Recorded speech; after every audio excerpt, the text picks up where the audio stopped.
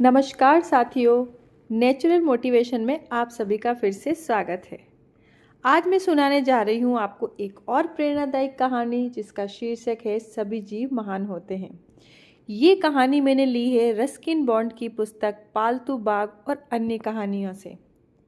मैं आपको Ruskin bond के द्वारा लिखी हुई कई दिलचस्प, मनोरंजक, वास्तविकता से जुड़ी हुई और प्रेरणादायक कहानियाँ सुनाऊंगी।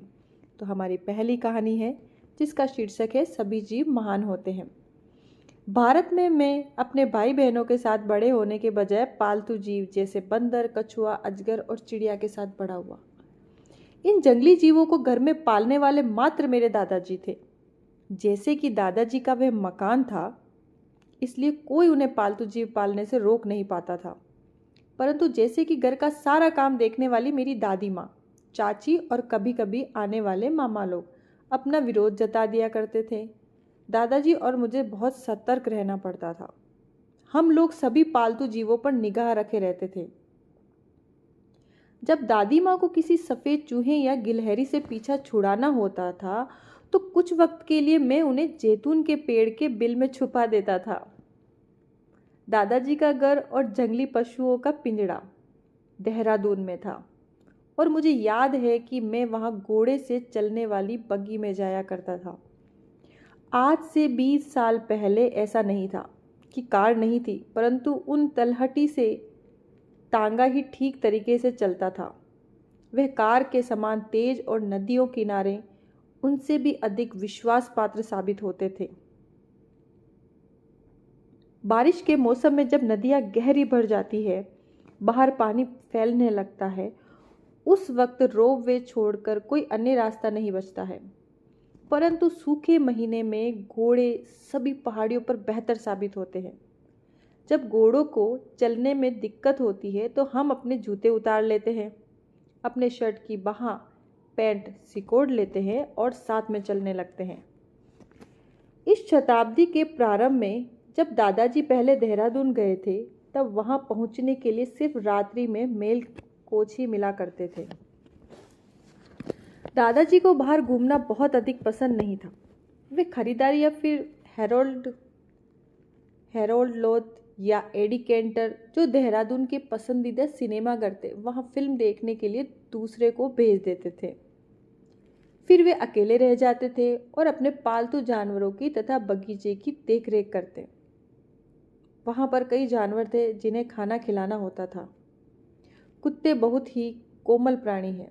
मैं उनके ऊपर बैठ जाता और सवारी पर निकल जाता तथा बगीचे के चक्कर लगाने चला जाता। ये कुत्ते छोटे होने के बावजूद इनके पैर फिसलते नहीं थे और न ही लोगों या फिर कुर्सियों पर चढ़ने की कोशिश करते थे। एक छोटा सा बंदर जैसे टोटो बहुत नुकसान किया करता था। दादाजी ने टोटे को एक तांगे वाले से 5 रुपए में खरीदा था। तांगा चालक उस लाल बंदर को बांधे रहता था और टोटो अपनी अयोग्यता पर खूब निराश होता। इसलिए मेरे दादाजी ने उसे अपनी जंगली पशुओं के पिंजड़े में शामिल करने के बारे में इरादा किया। टोटो बहुत ही सुंदर बंदर था। भौहों के नीचे उसकी चमकीली आंखें शैतानी से इधर उधर देखा करती थी और उसके दांत, जो मोतियों के समान सफ़ेद थे, वे अक्सर ऐसे खीसे निपोड़ दिया करते थे कि महिलाएं भयभीत हो जाती थी। उसकी उंगलियां बहुत तेज और आरामहीन थीं तथा दादाजी को लगता था कि जानवर की सुंदरता में उसकी पूंछ का बहुत बड़ा योगदान होता है। वह तीसरे हाथ के रूप में भी काम करती है। वे इसका उपयोग शाखाओं से लटकने में किया करता था। जब दादाजी नई चिड़िया या जानवर लाया करते थे तो दादी माँ दूसरे रिश्तेदारों के आक्रोश की आशंका से अपना विरोध जताया करती थी। कोई जान ना पाए, इसलिए टोटो को मुझे अपने कमरे में रखना पड़ता था। परंतु कुछ ही घंटों में सारे रहस्यों का पर्दाफाश हो जाता था।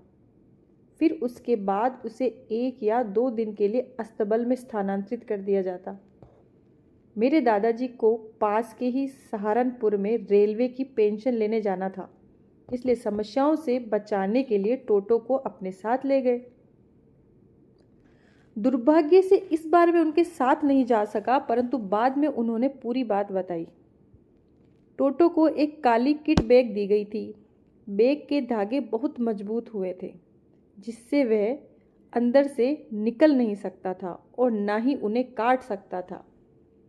उसके शुरुआती प्रयासों से वह बैग जमीन पर लुढ़कता रहा था और कभी कभी हवा में उछल जाता था। इसे देखकर देहरादून रेलवे प्लेटफॉर्म पर लोगों को देखने के लिए नई चीज मिल गई थी।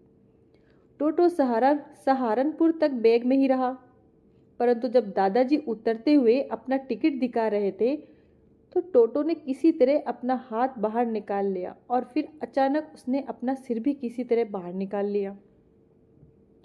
टिकट चेक करने वाले ने जैसे ही देखा उसने अपना दिमाग लगाते हुए कहा, श्रीमान, आपके पास कुत्ता है?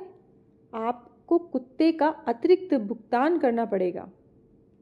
दादाजी ने इसे सिद्ध करने के लिए उन्होंने टोटो को बाहर निकाला और दिखाया कि वह कुत्ता नहीं है बल्कि एक बंदर है।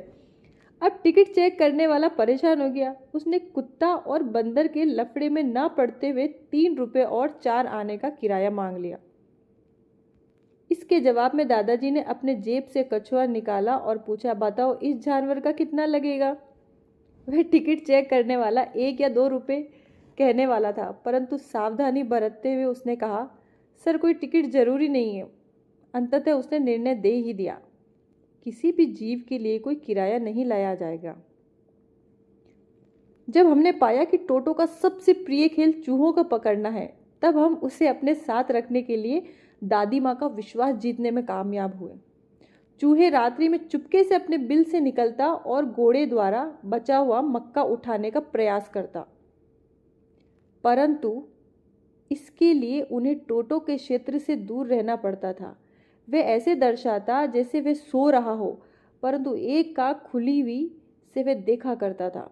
जैसे ही चूहा भागने को होता, टोटो एक बिल्ली की भांति उस पर चपटा मारता और उस पर पंजों से प्रहार कर देता।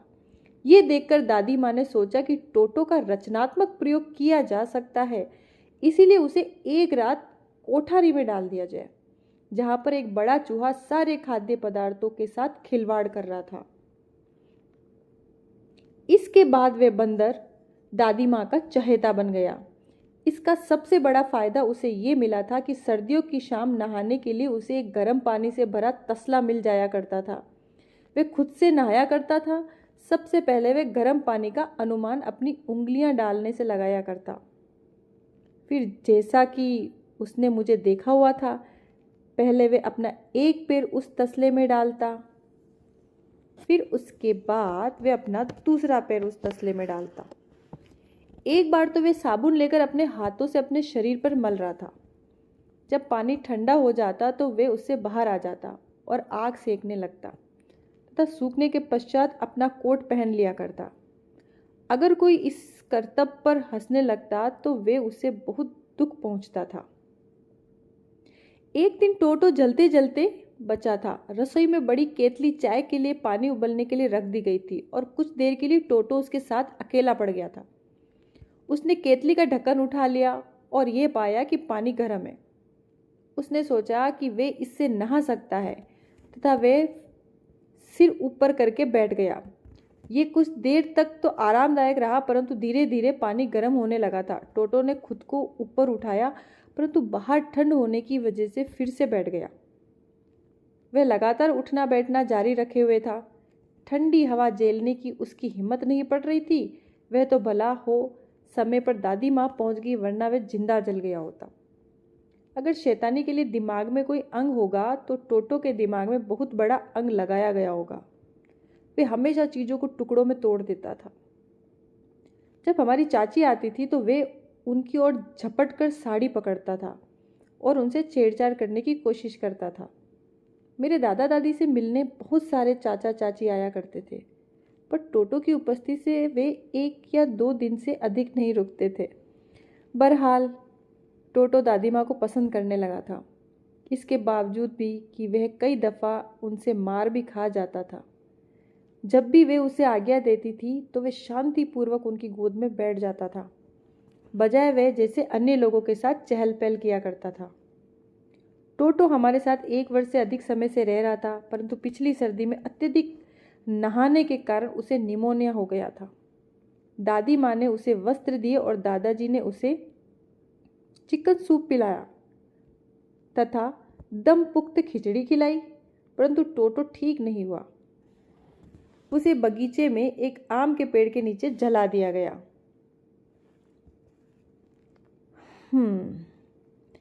जब अजगर हमारे घर में आया तब तक टोटो स्वर्ग सिधार चुका था। छोटे बंदर अजगर के सबसे प्रिय भोजन होते हैं। दादी माँ अधिकतर चिड़ियों और जानवरों के प्रति सहिष्णुता दिखाती है, परंतु अजगर के लिए तो उन्होंने साफ इनकार कर दिया था। उन्होंने कहा कि उसे देखकर मेरा खून ठंडा पड़ जाता है। दादी जी को पता था कि अजगर को पालने के लिए बहुत कम चांस था। ये बच्चा 4 फीट लंबा था। जब दादाजी इसे सपेरे से 6 रुपये में खरीद कर लाए थे, वे उसे अपने कंधे में लपेट कर लाए थे। हर कोई देखकर अचंभित हो रहा था। दादी माँ गर्दन के पास अजगर लपेटा देखकर बहुत नाराज हो गई थी। अपना गला ऐंठ देखा, वे चिल्लाई, इसे दूर फेंको। नहीं, कभी नहीं, दादाजी ने बोला। ये अभी बच्चा है, जल्दी ही हमारे अनुसार ढल जाएगा। नहीं, दादी माँ चिल्लाई, मुझे इसे अपने अनुसार नहीं ढालना है। आपको ये बात अच्छे से पता है कि कल आपकी बहन मबेल आ रही है। अगर उसे पता चल गया कि घर में एक सांप है तो वे 1 मिनट में छोड़कर चली जाएगी। ऐसा दादी माँ ने दादाजी को बोला। जैसे ही मबेल आएगी मैं उसे सांप दिखा दूंगा, दादाजी ने बताया। आप ऐसा कुछ भी नहीं करोगे, दादी माँ ने हिदायत दी। ठीक है, पर मैं इसे बगीचे में नहीं छोड़ सकता। दादाजी ने बहुत बचकाना चेहरा बनाया। हो सकता है वहाँ से ये मुर्गी खाने तक चला जाए और फिर उसका परिणाम जानती तो हो ना तुम, ऐसा दादाजी ने दादी जी को बोला। आप भी कैसी बातें करते हैं, दादी माँ बुदबुदाई। इसे स्नान गृह में बंद कर दीजिए। बाजार जाइए और उसे पकड़ कर लाइए जिससे आपने ये सांप खरीदा है। मैंने देखा कि दादाजी ने उस अजगर को स्नान गृह में रखे टब में रख दिया और फिर वे उस सपेरे को बाजार में ढूंढने चल दिए जिससे वे ये सांप लाए थे। और दादी माँ चिंतित मुद्रा में पूरे बरामदे में चक्कर लगा रही थी। जब दादाजी वापस आए तो हमें दूर से ही समझ आ गया कि वे उस सपेरे को नहीं खोज पाए। तुम ही कोई रास्ता खोज के इसे दूर कर दो, दादी माँ ने दयाहीन स्वर में कहा। ठीक है, पहले मुझे इसे कुछ खिला तो लेने दो। दादाजी ने चिकन लिया और स्नान गृह में पहुंच गए। उनके पीछे मैं, दादी माँ और माली चल रहे थे। दादाजी ने दरवाज़ा खोला और धीरे से अंदर प्रवेश किया। मैं दरवाजे से अंदर झांकने का प्रयास कर रहा था। मुझे बस उनके बड़े पैर ही दिखाई पड़ रहे थे। अजगर कहीं भी दिखाई नहीं पड़ रहा था। वह चला गया, दादाजी ने बताया। उसे जरूर भूख लगी होगी। मुझे लगता है कि वह अधिक भूखा तो नहीं रहा होगा, मैंने कहा। हमने खिड़की खोल रखी थी। दादाजी थोड़ा लज्जित हुए। बहुत ध्यानपूर्वक पूरे घर को खंगाल लिया। रसोई, बगीचा, अस्तबल, मुर्गी घर, हर जगह देख लिया, परंतु अजगर कहीं नहीं मिला। अब तक वह बहुत दूर भाग गया होगा, दादाजी ने आश्वस्त किया। मुझे भी ऐसा ही लगता है। दादी माँ शांति और चिंता के बीच पड़ी हुई थी। अगले दिन चाची मबेल 3 हफ्तों के लिए घर में विराजी और अगले 2 दिन दादाजी उस अजगर के फिर से दिख जाने की आशंका से भयभीत रहे। परंतु 3 दिन जब वह नहीं दिखा तो हम आश्वस्त हो गए कि अब तो वह बहुत दूर निकल गया है। और तभी उसी शाम हमें बगीचे से एक आवाज़ सुनाई पड़ी। कुछ ही सेकंड में चाची मबेल दौड़ती हुई बरामदे की सीढ़ियों पर दिखाई पड़ी। वह ऐसे डरी हुई थी जैसे किसी भूत को देख लिया हो। उस अमरूद के पेड़ में उन्होंने इशारा किया। मैं एक अमरूद तोड़ने जा रही थी जब मैंने उसे अपनी तरफ निहारते हुए देखा। वह मेरी तरफ ऐसे देख रहा था जैसे मुझे खा ही जाएगा। शांत हो जाओ, दादी माँ ने उन्हें शांत करने की कोशिश करी। शांत होकर बताओ, आखिर तुमने क्या देख लिया, ऐसा दादी माँ ने मबेल को बोला। एक अजगर, चाची सिसक रही थी। बहुत बड़ा सांप था, शायद 2 लाठी लंबा, अमरूद के पेड़ के पास। उसकी आंखें बहुत भयानक थी। मुझे ऐसे देख रहा था जैसे मुझे खा जाएगा। मेरे दादा दादी ने एक दूसरे की तरफ देखा और दादा ने कहा, ठीक है, मैं देखता हूँ, मैं उसे मार डालता हूँ। और एक छाता लेकर दादाजी बगीचे की ओर चल पड़े। जब तक वे अमरूद के पेड़ के पास पहुंचे, अजगर भाग गया था। चाची मबेल जरूर डर गई होगी, मैंने कहा। खुश, दादा ने कहा। हमें इस तरह से चाची से बात नहीं करनी चाहिए, परंतु उनकी आंखों से मुस्कुराहट थी। इस घटना के बाद अजगर बहुत अप्रत्याशित जगहों पर श्रृंखलाबद्ध रूप से उपस्थित हुआ। हद तो तब हो गई जब एक दिन अजगर चाची के बिस्तर पर मिला। फिर उन्होंने अपना बैग पैक किया और वे चली गई। अगले दिन सुबह मैंने अजगर को श्रृंगारदान के पास पड़ा हुआ पाया। वे दर्पण पर खुद को निहार रहा था। मैं दादाजी को बुलाने चला गया था। जब तक मैं उन्हें बुला कर लाता, जब तक अजगर वहां से भी चला गया था। कुछ वक्त बाद वे बगीचे में दिखाई पड़ा था। फिर वे श्रृंगारदान के पास बैठकर खुद को निहार रहा था। दादाजी ने पाया कि हर किसी के ध्यान देने के कारण वे थोड़ा सा घमंडी हो गया है। वे मबेल चाची की खातिर और बेहतर दिखना चाहता है। मैंने जैसे ही कहा, अगले क्षण मुझे इस बात का दुख हुआ, क्योंकि दादी माँ ने ऐसा सुनते ही मेरे कान पर एक थप्पड़ जड़ दिया। ठीक है, इसकी कमजोरी पता लगाते हैं, दादाजी ने बोला। आप भी क्या मजाक करते हो? दादी उनकी तरफ भयभीत निगाहों से देख रही थी। मैं तो बस उसे पकड़ने का आसान रास्ता पता लगाना चाह रहा हूँ, दादी माँ से फौरन कहा दादाजी ने। उन्होंने एक बड़ा सा पिंजरा बनवाया है, जिसकी एक तरफ दर्पण था। उसके अंदर बढ़िया चिकन रख दिया और कई अन्य स्वादिष्ट खाद्य पदार्थ रख दिए। चाची माबेल तो जा चुकी थी, परंतु हमें ये काम अपने लिए करना था, क्योंकि हम अजगर को अपने घर के आसपास मंडराते नहीं देख सकते थे। कुछ दिन तक कुछ नहीं हुआ, और फिर एक दिन सुबह जब मैं स्कूल के लिए निकल रहा था, मैंने देखा कि वह अजगर उस पिंजरे के कैद में है।